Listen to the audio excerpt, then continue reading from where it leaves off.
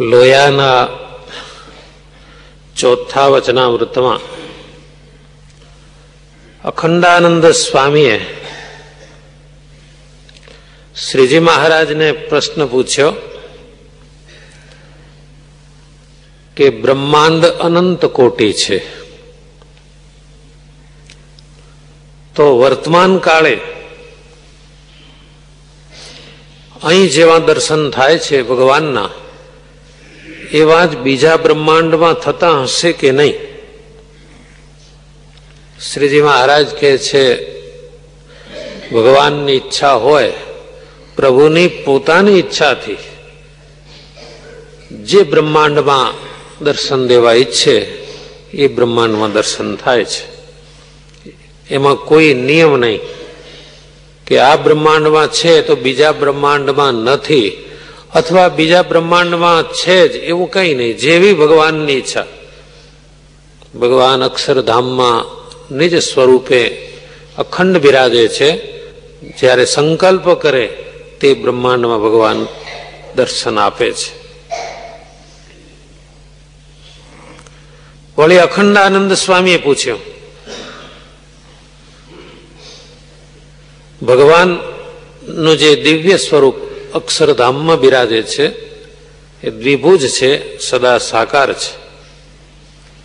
એ સ્વરૂપ સદાય સત્ય છે. એ જ ભગવાન ક્યારેક મત્સ્ય, કચ્છ, વરાહ, નરસિંહ એ આદિક રૂપે દેખાય છે. તો એ શું સમજવું? એ બધા સ્વરૂપ કઈ રીતના? અને બીજો પ્રશ્ન, બ્રહ્માંડ પ્રત્યે ભગવાનની મૂર્તિ એક સરખી છે કે જુદી જુદી છે? આ પ્રશ્ન અખંડાનંદ સ્વામીએ પૂછ્યા. એટલે શ્રીજી મહારાજ કહે છે ભગવાનની મૂર્તિ એક સરખી જ છે, અને ભગવાનની ઈચ્છા થાય એ પ્રમાણે જ્યાં જેટલો પ્રકાશ દેખાડવો હોય એટલો દેખાડે, જ્યાં જેવું સ્વરૂપ દેખાડવું હોય ત્યાં દેખાડે. ક્યાંય ચતુર્ભુજ, ક્યાંય અષ્ટભુજ, કે ક્યાંય મત્સ્ય કચ્છ, એ તો ભગવાનનું એક ઐશ્વર્ય છે. ભગવાનનું નિજ સ્વરૂપ એટલે કે સદા દ્વિભુજ દિવ્ય સાકાર મૂર્તિ એ જ છે. મત્સ્ય કચ્છાદિક એ તો ભગવાનની ઈચ્છાથી એવી આકૃતિઓ ભગવાન બતાવે છે. અને ભગવાન તો અનંત કોટી બ્રહ્માંડમાં એક સાથે દર્શન દઈ શકે. વ્યાસજી જેવા મહાન પુરુષ, વ્યાસજીનો દીકરો જતો રહ્યો, એકનો એક દીકરો ચાલ્યો ગયો. અત્યારે પણ એવું બને છે, છોકરો ચાલ્યો જાય તો એ છાપામાં આપે, પાછો આવતો રહેજે, તને કોઈ નહીં વઢે, આવી રીતે છપાવે. એ વખતે છાપા તો નહોતા. વ્યાસજીનો પુત્ર સુખદેવ ચાલી નીકળ્યા કયા વગર. વ્યાસજીએ શું કર્યું? જેટલા ઝાડ,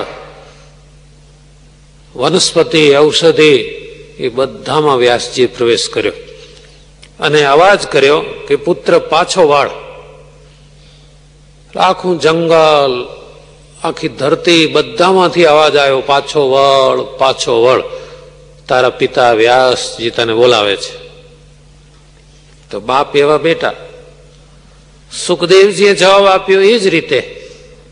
વ્યાસજીનો આખો આશ્રમ, બધા ઝાડ બોલી ઉઠ્યા, પિતાજી પાછો નહીં વળું, નહીં વળું.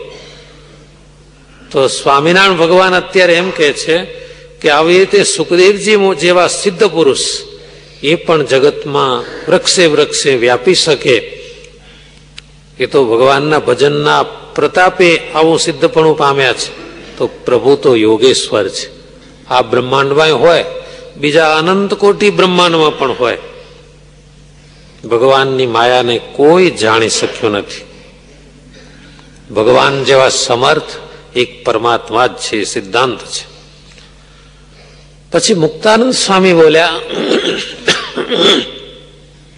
મહારાજ જીણાભાઈ આજ બહુ દિલગીર થયા.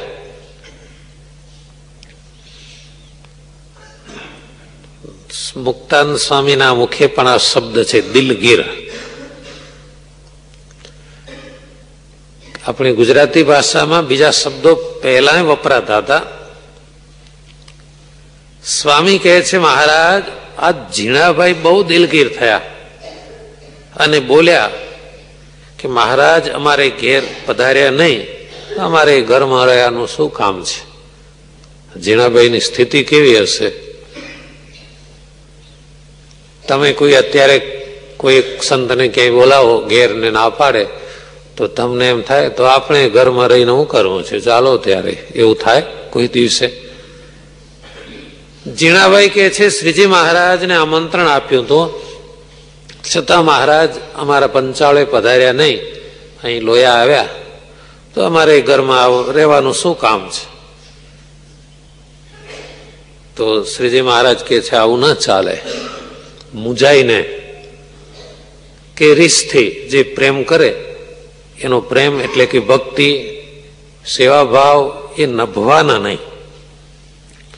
રીસવાળાની ભક્તિ અને પ્રેમ આ બધું ખોટું થઈ જાય છે.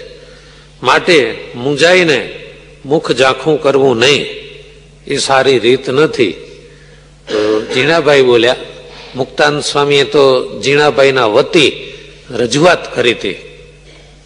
હવે ઝીણાભાઈ પોતે બોલ્યા, મહારાજ ભગવાન ને ભગવાનના સંત પોતાને ઘેર આવે ત્યારે મુખ પ્રફુલ્લિત થવું જોઈએ, અને ભગવાનને સંત ના આવે ત્યારે મોઢા ઉપર ઉદાસીનતા આવે જ ને, એ સ્વાભાવિક છે, અને હૈયામાં ઉદ્વેગ પણ થાય. શ્રીજી મહારાજ કે છે, ના, અમે નથી માનતા. ભગવાનને સંત આવે ત્યારે રાજી થવું એ બરાબર છે, પણ ભગવાનને સંત એ ના આવે તો ઉદ્વેગ ક્યારે પણ કરવો નહીં, રાજી રહેવું. ભગવાનની ને સંતની ઈચ્છા, એમની ઈચ્છા એ પ્રમાણે રાજી રહેવું, ઉદાસ તો ક્યારે પણ થવું નહીં. અને જે ઉદાસ થાય, આજ અમારે ઘેર કેમ ના આવ્યા, અમને ઘેર ગયા, અને અમે ક્યારના કહેતા હતા છતાં અમારે ઘેર ના આવ્યા, એમ ઉદાસ થાય તો એને ફાયદો નથી થતો, ક્યાંયનું ક્યાંક નુકસાન થાય છે. રાજી રહેવું સદાય. ભગવાન જવાની આજ્ઞા કરે તો ઉભા થઈને જવું, અને જો ઉદાસ થાય તો ભગવાને દર્શન આપ્યા હોય, પ્રસાદ આપ્યો હોય, જ્ઞાન વાર્તા કરી હોય, આ જે સુખ મળ્યું હોય, ભગવાન પાસેથી જે સુખની પ્રાપ્તિ થઈ હોય એ બધું ભૂલાઈ જાય છે, એમાં તમો ગુણ છાઈ જાય છે. માટે ભગવાન રાજી રહે એમ આપણે રાજી રહેવું.